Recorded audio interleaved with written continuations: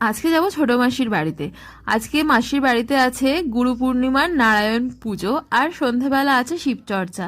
এই যে শাড়িটা দেখছো, এটা বড় মামি আমাকে আইবুড়ো ভাতের সময় গিফট করেছিল। শাড়িটা তো পরাই হয়নি, একদম নতুন শাড়ি, কালকে ভেবেই রেখেছিলাম আজকে শাড়ি পরবো। আর বিয়ের পর সেভাবে আমার তো শাড়ি পরাই হয় না। তো দেখো বেরিয়ে পড়েছি, বর আমাকে কিছুটা রাস্তা দিয়ে গেছিল, আর কিছুটা রাস্তা আমি একা একাই গেছিলাম, কারণ ওর অফিস আছে, ও এখন যেতে পারবে না, ও রাত্রিবেলা আসবে। এখানে সবাই আমাকে দেখে কিরকম ভাবে দেখছে দেখো, মানে সবাই আমাকে দেখছে, নতুন বউ, শাড়ি টাড়ি পরে গেছি, তো সবাই অবাক হয়ে দেখছে। তো এখানে দেখো পুজো শুরু হয়ে গেছে, আমি একদম অন টাইমেই গেছিলাম, আর আমি এখানে নিজেকে দেখানোর একটু চেষ্টা করছিলাম, কারণ কেউ আমাকে দেখাচ্ছিল না। তো এই দেখো মেজো মাসি তোমাদেরকে হাই করে দিল। অঞ্জলির পর শুরু হলো হচ্ছে হোম।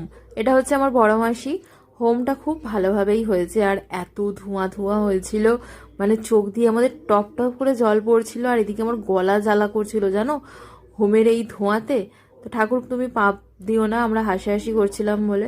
হোম পুজো যাই বলো না কেন খুব ভালোভাবে হয়েছে, একটা আলাদাই স্যাটিসফ্যাকশন লাগছিল। দেখতে দেখতে হোমও কমপ্লিট হয়ে গেল। তো এবার উনি নারায়ণ নিয়ে চলে গেল ঠাকুর মশাই। এবার আমরা প্রসাদ খাবো। তো দিদিভাই এখানে দেখো সিন্নিটা বড় করে মাখবে, মানে পাতলা করবে বলে হেল্প করছে, আর বড় মাসি এখানে পরিষ্কার করছে হোম হয়েছে বলে। দিদুন চালকলা মাখতে বসেছে। আমার মামার বাড়িতে চালকলার একটা মানে চালকলা খাওয়া হয় পুজোয়। তা আমার বাবার বাড়িতে আমি এই নিয়মটা দেখিনি। আর দিদিভাই এখানে কমপ্লেন করছে সিএসডিতে, কারণ কালকে কারেন্টই ছিল না। আর মাসিরা বলছিল ব্লগ কর, দেখা কি কি মেনু আছে। মাসিরা খুব ভালো আমাকে হেল্প করে জানো তো, মানে ইউটিউবে যে ভিডিও কর। লাঞ্চে ছিল পোলাও, বেগুনি, আলুর দম, চাটনি, সমস্ত খাবার বড় মামি বানিয়েছিল, এত টেস্টি হয়েছিল তোমাদেরকে কি বলবো। এটা হচ্ছে আমার প্লেট।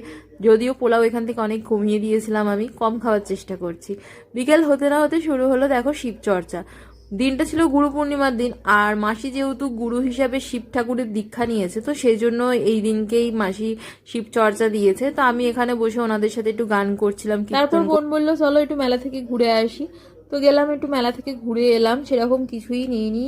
আর কি, কত আর মেলা ঘুরবো, প্রচুর মেলা ঘুরেছি। তারপর বর অফিস থেকে এসে গেছে দেখো, তো ওকে টুকিটাকি খেতে দিল, মাসিরা প্রসাদ দিল।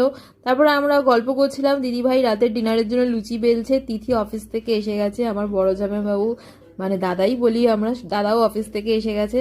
আর মাসি রান্নাঘরে কি দিয়ে লুচি ভাজছে দেখো, এই নিয়ে আমরা অনেক হাসাহাসি করলাম। এখানে যদিও আমাদের সবাই নেই, গ্রুপের থাকলে আরও মজা হতো।